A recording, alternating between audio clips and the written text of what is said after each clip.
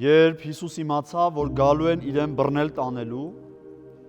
որպես իրեն թագավոր անեն, դարձյալ միայնակ դեպի լեռը գնաց։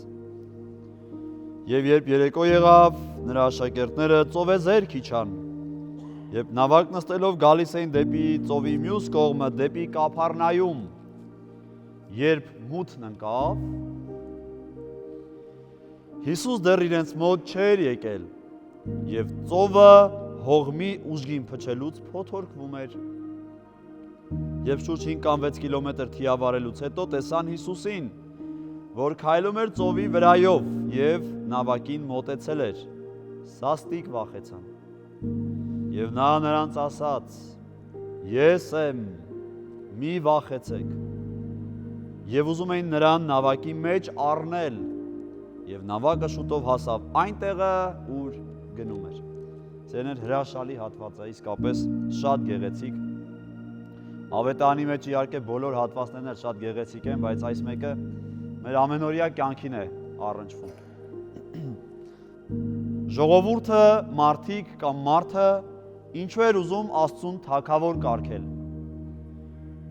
Եվ ինչը եղավ պատճառը, որ ավետարանում շատ դրվագներում տեսնում ենք, որ այդ նույն մարդիկ Քրիստոսին ուզում էին բռնել, քարկոծելու համար, սպանելու համար, մահվան մատնելու համար, բայց այս անգամ փորձում են բռնել թագավոր կարգելու համար։ Որովհետև դրանից առաջ Հիսուս 5000-ի կերակրել էր։ Հիսուս բազմացրել էր հացը։ Այսինքն մարդիկ, մանավանդ հրեաները, գիտեք, որ գերության մեջ էին և սպասում էին այնպիսի մեսիայի, այնպիսի անձնավորության, ով իրենց երկրային ազատություն կտար, ով իրենց երկրային կյանքը ավելի կամֆորտ, ավելի լավը կդարձներ, ով իրենց քսակը միգուցե կլցներ, ով իրենց երկրային նեղություններից կազատեր ու կազատագրեր։ Այն մարդիկ կամ ժողովուրդները կամ պետությունները, որոնք իրենց հետ խնդիրներ ունեին,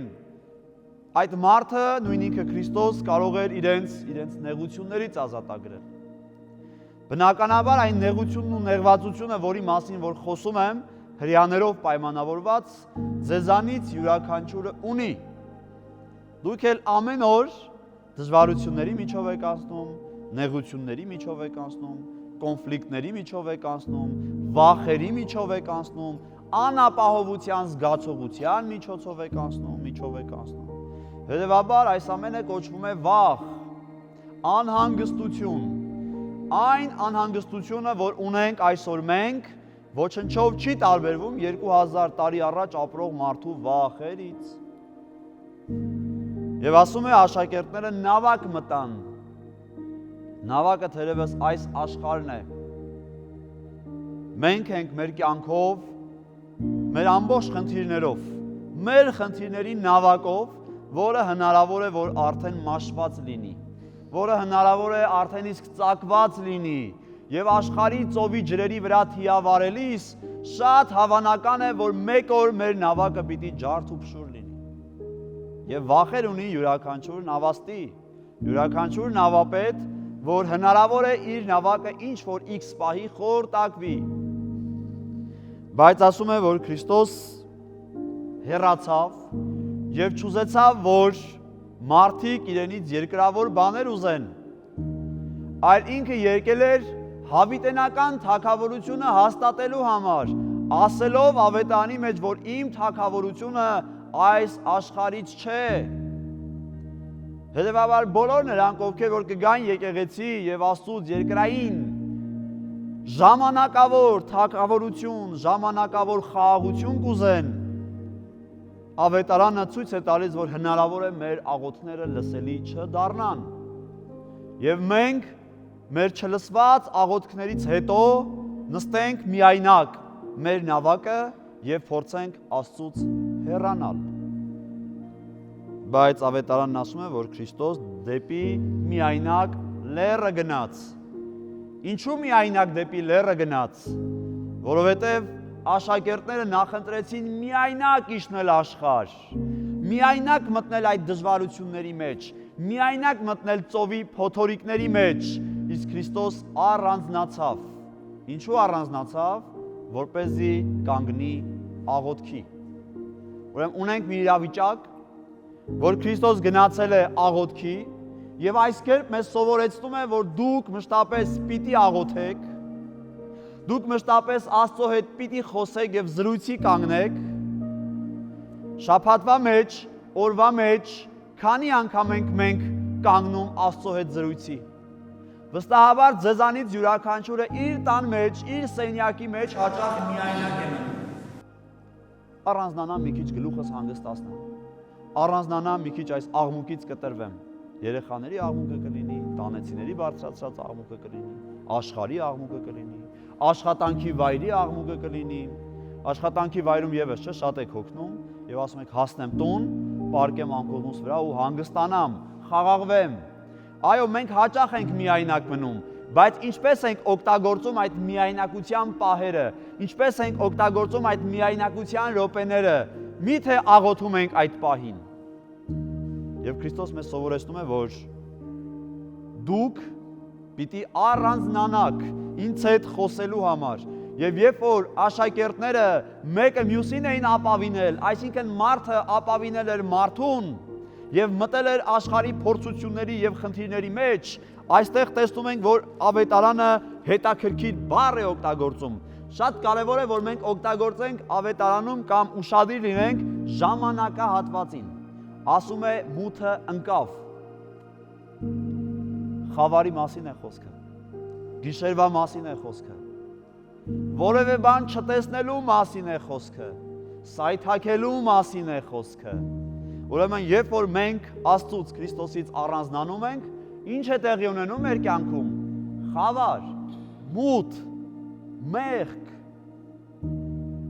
Եվ բնականաբար աշխարհի այդ մթության մեջ, փորձություններով լի, դժվարություններով լի, ամեն վարքյան մեզ կուլ տվող աշխարհի մեջ մենք խնդիրներ պիտի ունենանք։ Այն դեպքում, երբ որ լույսը մեզ հետ չէ, լույսը մեզանից հեռացնելով, մենք պիտի հայտնվենք խավարի մեջ, դժվարությունների մեջ, փորձությունների մեջ։ Եվ ասում է, Հիսուս իրենց մոտ չէր եկել։ Խավար էր եւ Հիսուս նրանց մոտ չէր։ Հիսուս նրանց մոտ չէր եկել։ Ուրեմն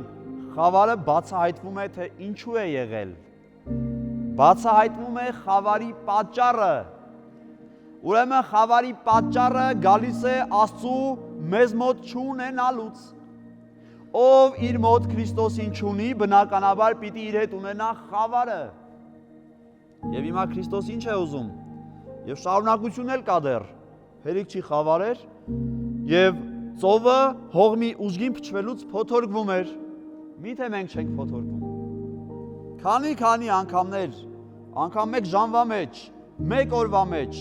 փոթորկվում ենք, խռովում ենք, նեղվում ենք, ներվայնանում ենք, մեր տեղը չենք գտնում։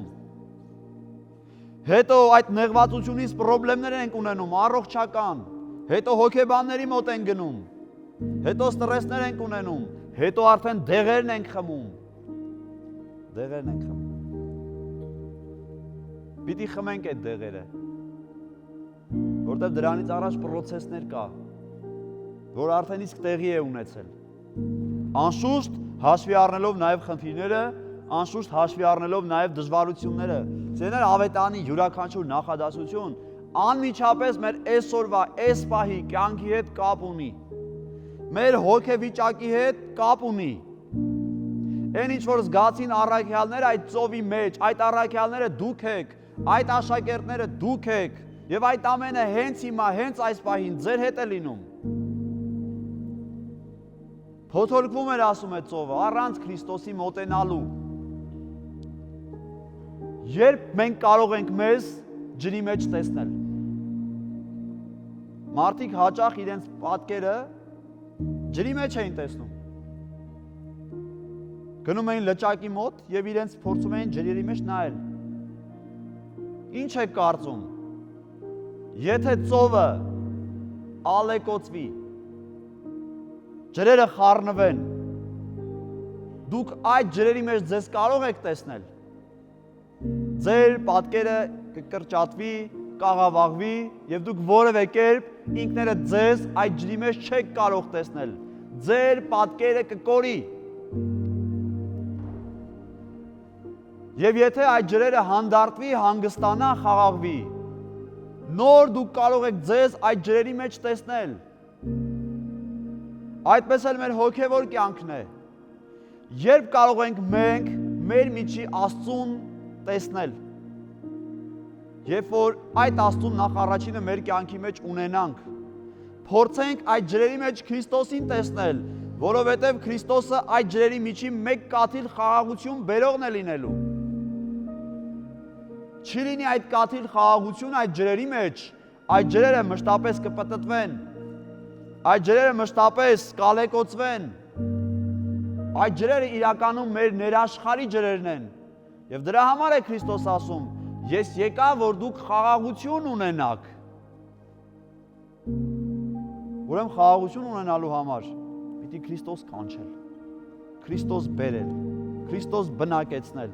որպեսզի մենք կարողանանք մեր հոգևոր հայելու մեջ նայել, ինքներս մեզ այնտեղ հստակ տեսնելով, մեր պատկերը ամբողջական տեսնելով, մեր պատկերը մաքրագործված տեսնելով և ոչ թե այլանդակված և այլախեղված,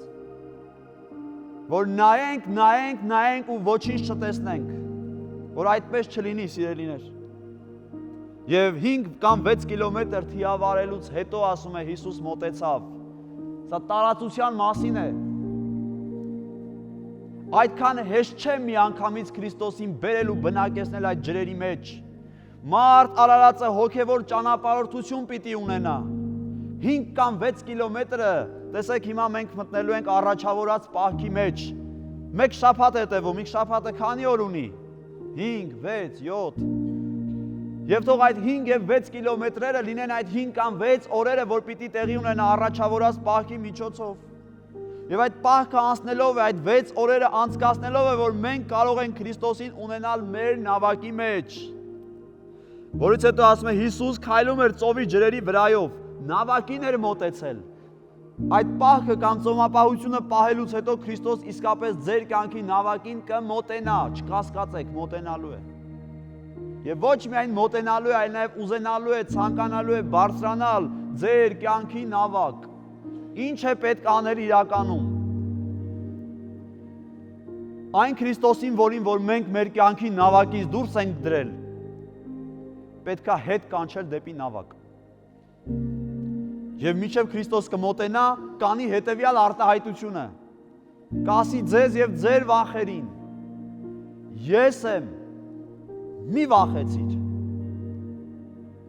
Բայց անհրաժեշտ է, որ մենք այդ ճանապարհը անցնենք, որ այդ ճանապարհի վրա, մեր կյանքի ջրերի վրա կարողանանք Քրիստոսին նշմարել։ Եթե չթիավարենք, իսկ թիավարելը բավականին դժվար բան է, հեշտ չէ։ Մարդ արարածը ճիգ ու ջանք պիտի գործադրի։ Առանց ճիգ ու ջանք գործադրելու որևէ մեկը Քրիստոսին չի կարող մոտենալ։ Եվ Քրիստոսի հետևյալ արտահայտությունը իր կյանքի մեջ չի կարող լսել, որ ես եմ, մի վախեցիր, մի վախեցիր, առ ինձ քո կյանք, մի վախեցիր, ինձ ծանոթացրու քո պրոբլեմների հետ, ինձ ծանոթացրու քո դժվարությունների հետ, ինչ հարց է, որ դու չես կարողանում լուծել, ես այն կլուծեմ, մի վախեցիր, մի վախեցեք, եկել եք Սուրբ Տաճարը, ապավինեք Քրիստոսին, մոտեցեք Քրիստոսին, նրան առեք ձեր կյանքի դժվարությունների, նեղությունների և ուրախությունների նավակի մեջ և կտեսնեք, որ ավետարանը ամենավերջում ասում է հետևյալ արտահայտությունը և նավակը շուտով հասավ այնտեղը, ուր գնում էին։ Ուրեմն ուր ենք ուզում գնալ մենք։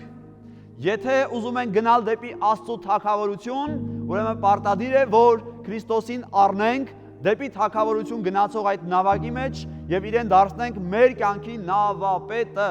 Հետևաբար ինչպես առաքյալները հասան այնտեղը, որտեղ որ ուզում էին և նրանք արդեն իսկ սրբացել են։ Մենք երբ որ խոսում ենք առաքյալների մասին, մենք խոսում ենք սրբերի մասին։ Այդ սրբերը սրբացան Քրիստոսի ներկայությամբ։ Ուրեմն դուք էլ ձեր նավակի մեջ մինչև Քրիստոսին չառնեք, չի լինելու այն վայրը հասնել, որ դուք ձգտում եք։ Կհասնեք, միայն թե մի վախեցեք, Քրիստոսին կանչեք և ամեն բան լավ կլինի։ Տիրոջ ծերը, շնորհն ու ողորմությունը թող ամենքիս հետ լինի։ Այժմ եւ միշտ եւ հավիտյանս հավիտենից ամեն։